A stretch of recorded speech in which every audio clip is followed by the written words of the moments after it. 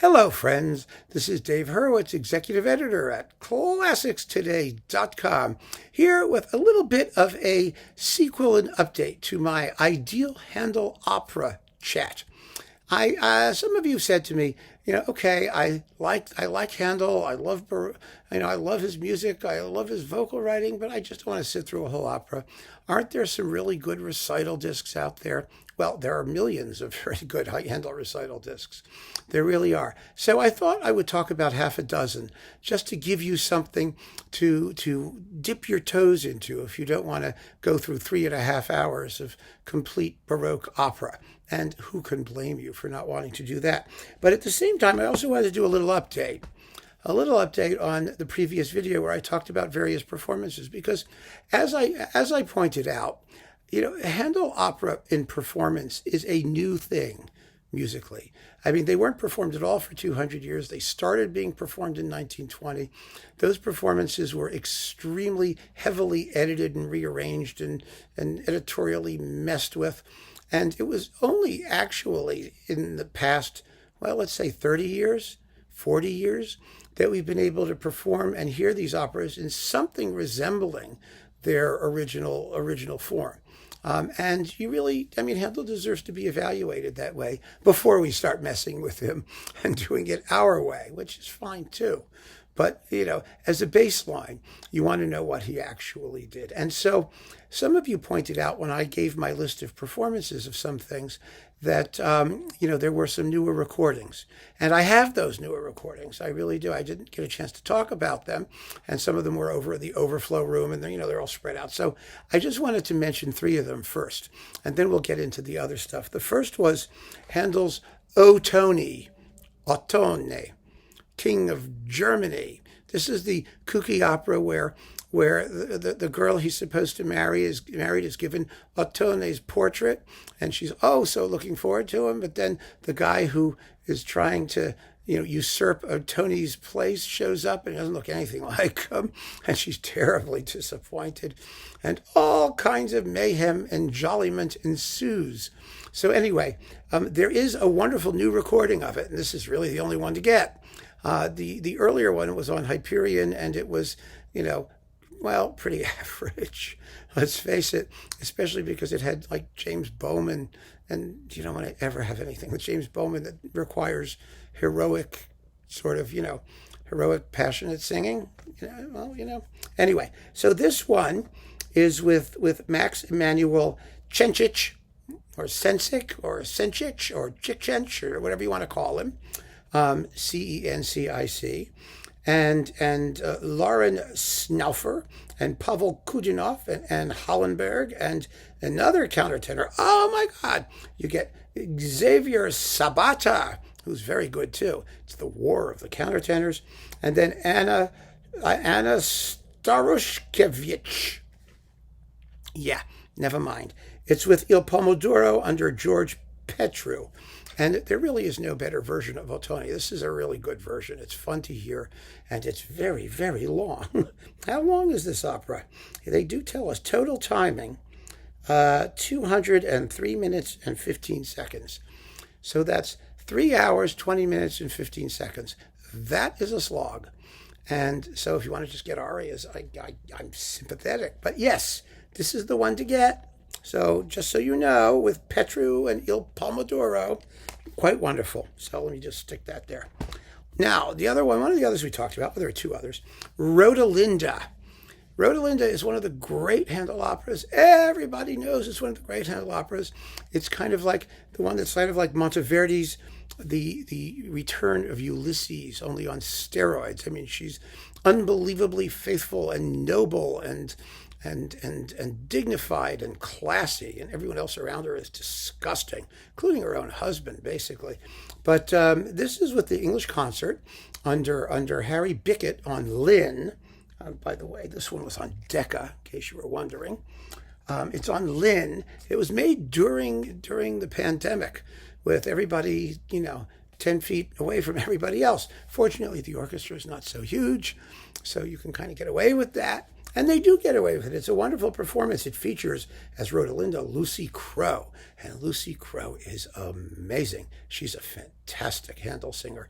She has a glorious tone, a beautiful, pure timbre, fantastic technique, intelligence and passion to burn. She's just marvelous. And then the Bertarido, who is, the countertenor, is Yestin Davies. And Grimoaldo is Joshua Ellicott. And Garibaldo, not to be confused with Grimoaldo, is Brandon Seddle. He's a bass. And Edwiga, or Edwige, whatever her name is Jess Dandy. She's a contralto. She's in love with, well, it doesn't matter. And Unulfo, there's Unulfo as well as Tim Mead. He's another countertenor. But this is on Lynn. It's really, really good. And let's see how long this one is, just for fun. Did they tell us? They tell us, I'm sure, somewhere here.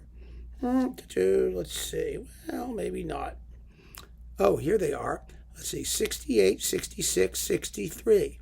So that's 3 hours and 20 minutes. Well, what do you know?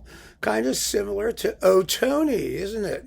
Or Otone, whatever you want to call it. So, Rhodalinda on Lynn with Lucy Crowe. Definitely worth hearing if you want the complete thing. And finally, some of you mentioned to me, excuse me, I had to itch there, the new recording of Agrippina, because I was recommending a slightly older one. But like I said, we're at one of those moments in recorded history where, we're getting new recordings of Handel operas fairly frequently. And even the good older ones may well be surpassed by the even better newer ones sometimes. This is unbelievably fabulous. It's with Joyce DiDonato and Franco Fagioli and Elsa Benoit and Luca Pizzaroni and Jakob Josef Orlinski and just all kinds of other people. I don't need to go through all that. It's also with Il Pomodoro, but not with George Petru. It's with Maxim Emelyanichev. Emelyanichev.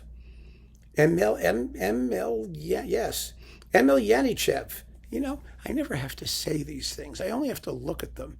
One of the joys of using the written word is you only have to repeat the written word. You don't have to pronounce the written word. But anyway, it's the Joyce DiDonato Agrippina.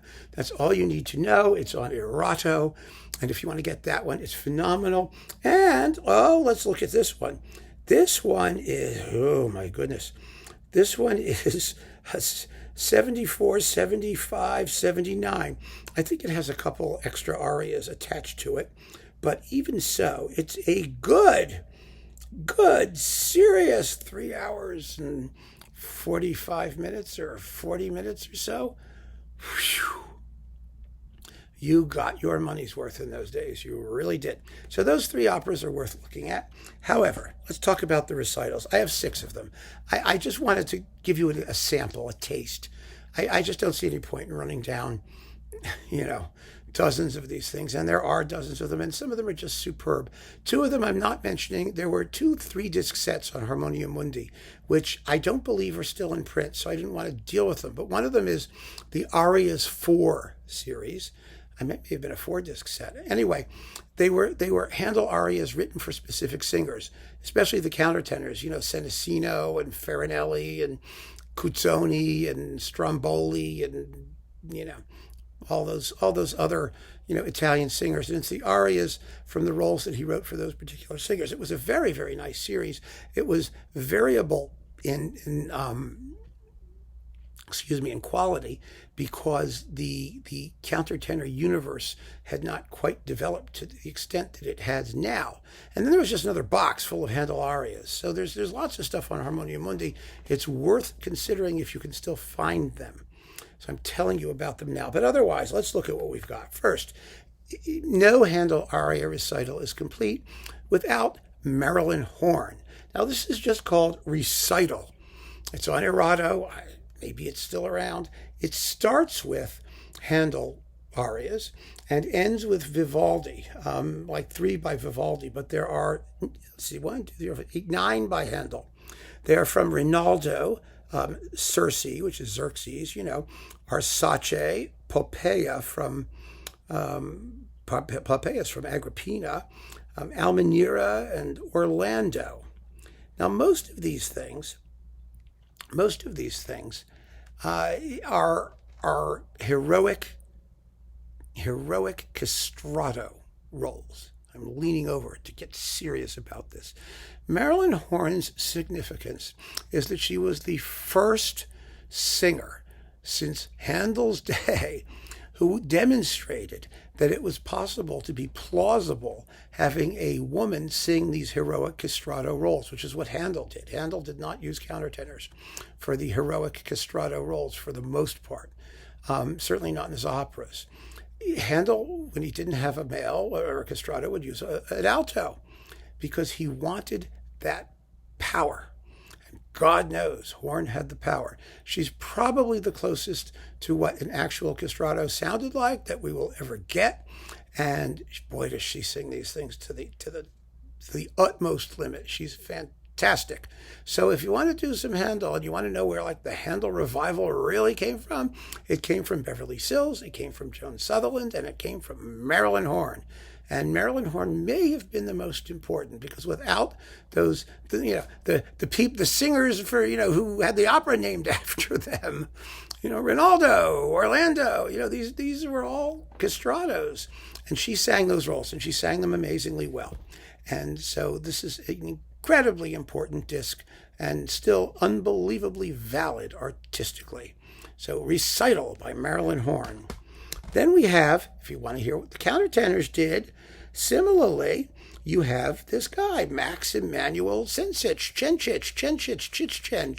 C-E-N-C-I-C, Kenkik, yes, here he is. Let's see, this is Virgin Classics, which is now Erato. And you get, oh my goodness, all kinds of things. You get Emanuel and Floridante and Ariana in Crete and Tamerlano and Circe and Amadigi and Ariana, we already saw that one, and Parnasso in Festa, which is wonderful, and Agrippina and Radamisto in Orlando. So you get 64 minutes of Handel operas in really showing you what the state of the art is in the world of countertenordom. And if you're curious, well, this is a good place to start. And there are many, many others. There are things by Jurowski, and there's Xavier Zapata, who we just talked about. There's a whole bunch of them now. Next, baritone arias with Bryn Terfel. Good old Bryn Terfel, Handel arias. Now, these are not just operas. These are, in fact, I think most of them are not operas. Some of them are, yeah. But there's also oratorio arias. So you get a selection of both, and they're quite lovely. And Bryn Terfel's a fabulous singer, and this is one of his most successful recital discs. So it's worth hearing to see what Handel could do with lower voices in both the operatic and oratorio universe. So Bryn Terfel is very good. Now, this is so much fun. Joyce DiDonato, Furore. Oh my gosh. This is what opera is all about, which is women in extremis. That's what you want to hear. You want to hear them screaming and shrieking and wailing and triumphant and proud and virtuosic as hell and tossing off roulades and coloratura like it's going out of style. And she does all of that phenomenally. This is worth having alone for Dejanira's mad scene from Hercules, which is one of the all-time great mad scenes in all of opera. And it is, my God, she just blows through it. It's terrifying. She's a smart singer. She knows how to express herself through the voice, through the coloratura, to make it meaningful. Oh my goodness, this is hot stuff. So this is great. Furore with Joyce DiDonato. You just have to own it. Whether you like Handel or not, you just should get it. You really should get it. Now here's a fun one. This is a sort of duet thing here, or pairs of people. You've got Sandrine Piau, who's fantastic, and Sara Mingardo, and with the Concerto Italiano under Rinaldo Alessandrini. Oh, by the way, this is with Les Talents Lyriques and Christophe Rousset. So there you go.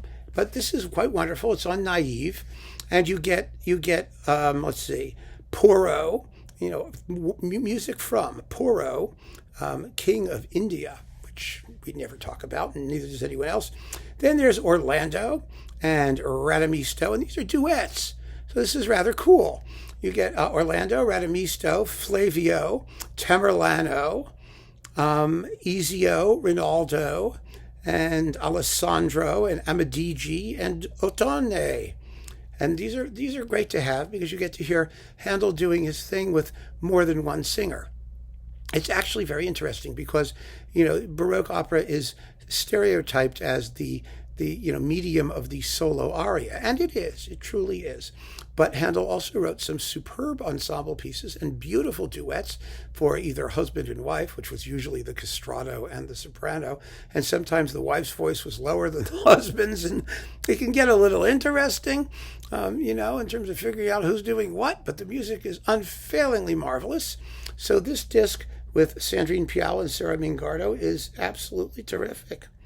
It's just called Handel, with Rinaldo Alessandrini in the Concerto Italiano. And last but not least, this is a disc that I really very, very strongly recommend for a number of reasons, not the least of which is that it tells you, aside from the fact that it's magnificently sung, it's the most wonderful way to understand how in Baroque opera Handel creates character by writing a series of arias, by seeing how the character evolves through the arias.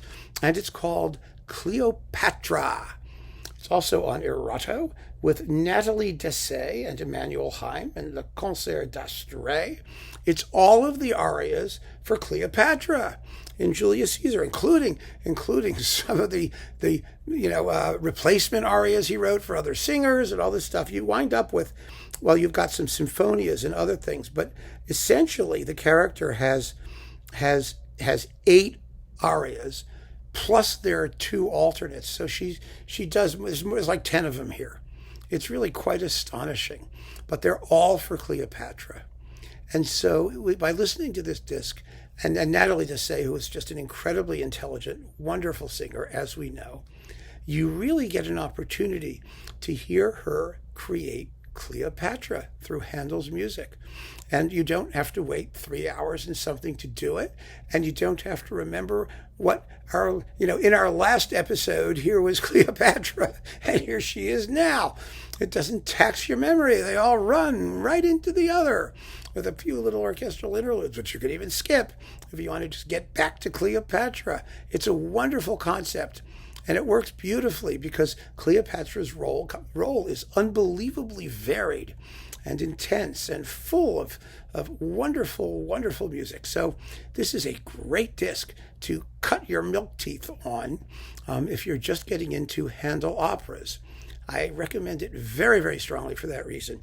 And so that is my sort of sequel to the ideal Handel operas. Some additional recordings and 6 really fine recitals that will help you to get familiar with the style and with the way that emotions are expressed in this kind of music, the way that characters evolve through this kind of music, because they do.